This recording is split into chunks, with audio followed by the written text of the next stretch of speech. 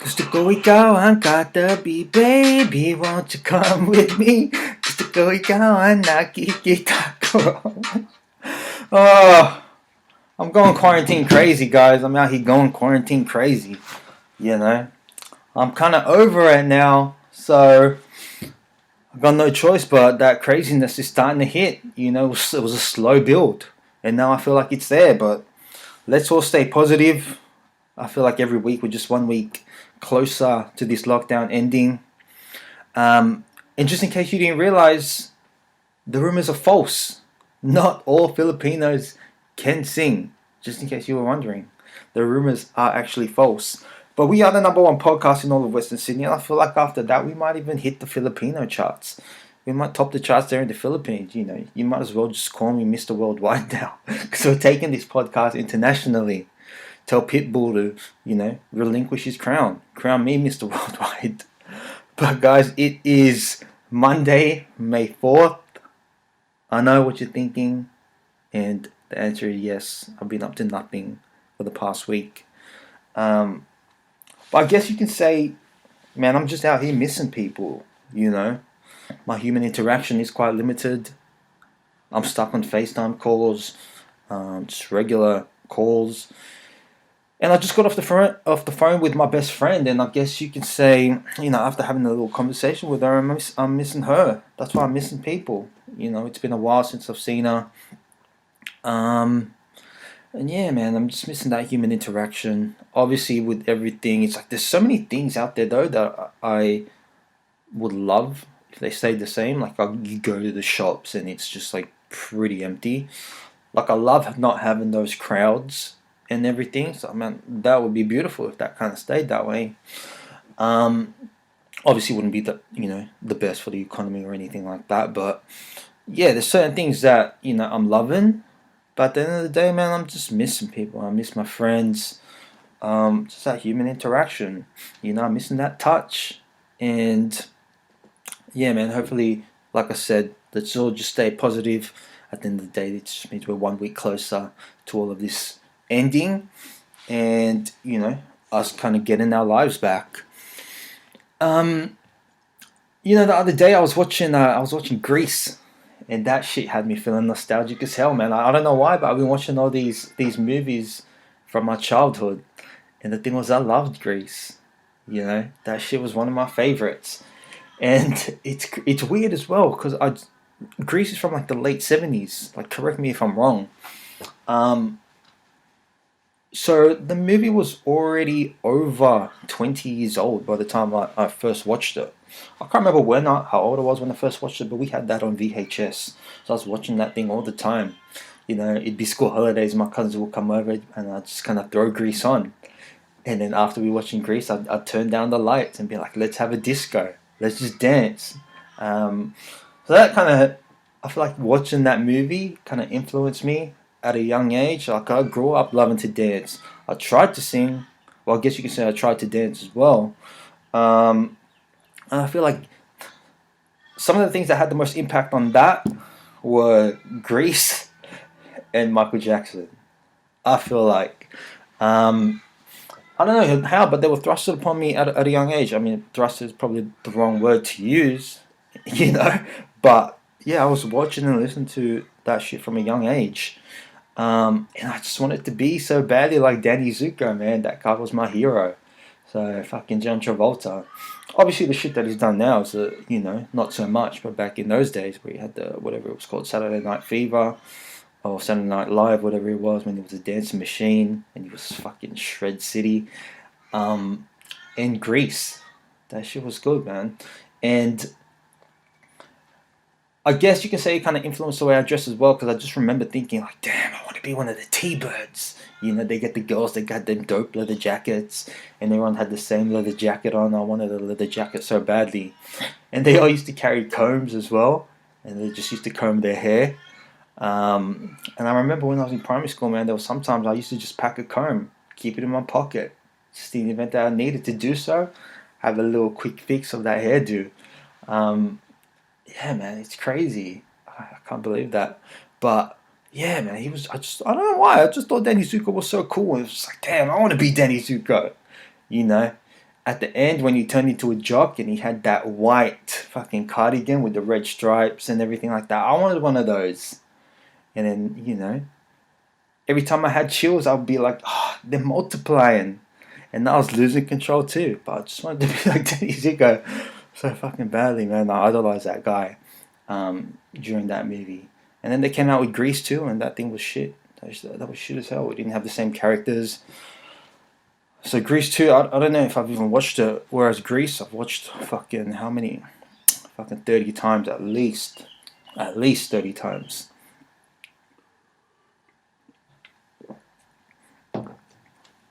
And on top of that, you had Michael Jackson. And I don't know, I copped a little bit of heat from my older cousins when he came to liking Michael Jackson, because they're like, oh, he's gay. But my brother had the Moonwalker video, and I think I had Thriller. Whatever, I think it was called Thriller. I don't know if it was. I know I had History. I don't know if it was the same one, but whatever video he had where the Thriller music video was in. And that Thriller music video used to scare the shit out of me when I was a kid.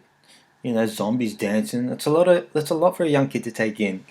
But at the end, that scene where he just looks into the camera and he's got the different colored eyes, and the scary laugh goes and the camera zooms into his eyes and his smile. That shit used to scare the fuck out of me. And every time that would come on, or not all the time, but sometimes my brother would run out of the room and lock me in, and I'd be scared shitless. But Moonwalker was my shit. That's the thing that really made me like Michael Jackson, because I don't know if you have seen it, but that's the short film that has Smooth Criminal. But yeah, in Moonwalker you had what's it called? So in that little short film, so he's running away from these soldiers, and he runs into this dead end, right? And obviously, being a little kid, I was none the wiser. But you see, he runs into this dead end, and he looks up, and there's a shooting star. All I knew at that time was like, you can make a wish upon a shooting star. If that wish comes true, it's up to the shooting star. And Michael Jackson turned into a fucking supercar. And I was like thinking to myself, damn, this guy can turn into a supercar. That shit's crazy. And then even at the end, when he's in a battle with Joe Pesci, and he's getting his ass whooped, and then he looks up again, sees another shooting star, and he turns into a big fucking robot Terminator motherfucker, and he just boom, boom, boom, boom, boom, blast the fuck out of everyone. And I'm just thinking to myself, this guy is a fucking badass. He turns into a supercar and he turns into a robot. Like, damn. But that Smooth Criminal music video was a fucking bomb, and I still think it's probably one of my top 3 favorite Michael Jackson songs. But that music video was fucking bomb. They had them 80s, I don't know if they're 80s gangsters outfits, like the suits with the hats. That shit was fly. I feel like that and the T-birds, the leather jacket, and all of that shit, that kind of influenced me in terms of fashion, man. I love fashion. I feel like I should have gotten, should get into something that has to do with fashion. I don't know what. But they had those suits on, and he's dancing, dance fighting, whooping everybody's ass, getting all the girls as well. And then they had that scene where he's there, he's talking to one of the girls, and there's a guy creeping up on him, and this guy does like a no look fucking gunshot, blows the guy away. Like I just used to think that shit was all gangster, and I don't know, that's kind of made me really like Michael Jackson. But the funny thing is, that's always been one of my favorite songs, but you could never understand the words. You could never understand the lyrics to the songs that he was singing. Majority of them. And at that point in time, you couldn't really look them up either. You couldn't look them up on the internet because it was all dial-up internet. So it would take you like a good 25 minutes just to find the lyrics to one song. You had to wait for that shit to dial up. You had to wait for the page to load. Then you'd wait for the lyrics to load. It was too damn long. So the crazy thing is, you could just guess. You just had to settle for guessing. And to this day, I don't know all the lyrics to Smooth Criminal, but you just had to continuously guess. You'd just be saying shit, and as long as you get one word in the sentence, 1 or 2 words in the sentence, it's like you were pretty much sweet. Everyone can just feel your vibe. You just grab your crotch a little bit while you're singing, and everyone just feels your vibe, and then you kind of, yeah, it'd be sweet to sing along. Um, you know, you'd be like, oh, I should commit to the window with the cinder, as you commit to the bum and the bloodstains on the carpet. And every time you hit that one word, you kind of perk up a little bit. The bloodstain and the carpet. So, and the other one was like black or white as well. If you had black or white, I don't know the words to that as well. That's still one of my favorite songs. And as long as you hit a little a chamon, you're fucking sweet with that one as well. You'd just be like, I took my A on a Saturday morning, and I do it, we're one in the same. I believe in miracles. Come on. And as long as you hit that, you were sweet as well. Like, they didn't really give a shit. As long as you hit that, come on. And I was just like, yeah, this guy's with it. He knows Michael Jackson. Everyone just be feeling your vibe. That was funny. And even on that Moonwalker video, movie, whatever you want to call it now, at the end of it, once he rescues the girl, and they go out, or Michael goes out, and he's singing "Come Together." I think he covered that from the Beatles. But he's had one of those voices where it was just like his voice was like a little bit more masculine. Obviously, when he talked, he sounded like a 12-year-old. But when he's like his singing voice in some of those songs, he just sounded like way more masculine. And I remember Come Together too, because he had those leather pants on, and I wanted some leather pants. And he always used to wear a button up. He always wear a button up with probably like a white singlet or something underneath. And the funny thing about Michael Jackson was that I felt like he always had his own wind with him, because he always had those button up shirts. Every time he was like untucked, he'd just be flying, he'd be flapping. And you'd be like, what the fuck? He'd be indoors. And you see that shirt just going, his hair, he always had the long hair, curly hair, and that would just be blowing in the wind as well. And you're like, this guy's indoors? And look at his shirt blowing like that. His hair blowing. This guy, he always carries his own wind. That's why I was like, damn, this guy's so cool. Every time there was wind, I'd just be like, ah! You grab your crotch and you'd be like, ah! That shit was the fucking dopest. And that kind of made me think he was a badass as well. Everywhere he went. Just his hair blowing in the wind. His shirt blowing in the wind. This guy has his own wind everywhere he goes. It's just his clothes just... That shit was tight. But the other thing from that music video, Come Together, I remember there's this part in it where he fucking rips his shirt off. And I was a big wrestling fan back in the day. And I'm talking about the fake wrestling, obviously, not like UFC or anything like that. The fake wrestling. I remember all the fucking guys in wrestling, they'd get into the ring, and what they do, they'd fucking rip their shirt off. And I was just like, yeah, that's a sign of masculinity. You rip your shirt off, that's a sign of masculinity. You'd be strong enough to rip your shirt off. Because I remember a couple of times I tried to rip my shirt off too, and I'll try and time it on that music video where Michael Jackson sings "Come Together." I'll try and time it. When he rips his shirt off, I'll rip my shirt off too. I tried it a couple of times, and I was just never strong enough to rip my shirt off. So then that's when I started thinking to myself, these fucking big, muscly wrestlers ripping their shirt off. Michael Jackson can rip his shirt off. He's got that fucking ripping shirt off strength. I didn't have that strength back in the day. I don't know if I have it now. But he had that type of strength. That's why I kind of built Michael Jackson to be this fucking badass. He'd be out there ripping shirts off. And ripping shirts, that just intensifies the situation, You want to rip your shirt off? You want to get into a fight, you fucking rip your shirt off. They don't want to fuck with you. That shit takes it to that next level. And if you want to too, you take your pants off. That shit makes it a party. That's not a fight anymore, it's a party. You had fucking Joe Exotic, Tiger King. He had that drug-induced homosexuality. But then you got this, you take your pants off. That's adrenaline-induced homosexuality, I guess you could call it. And that's the thing, that's what you have to go with. Every time you get into a fight, you want to fucking, you get that adrenaline builds up, you go a little bit gay. I don't know if you remember that Mike Tyson that Mike Tyson clip, he was at the press conference, and then there was I think he just gotten out of jail as well, and there was a guy in the crowd, and he yells out, "Put him in the straitjacket," and Mike Tyson goes off on him. You know, he's like, "I eat your asshole alive, boy. You scared of the real man." He's like, "Look at you. I'll fuck you in the asshole. I'll fuck you till you love me." Like he was, he just went off on him like that. And I don't know. I watched that video now, whatever, 15, 20 years after it happened.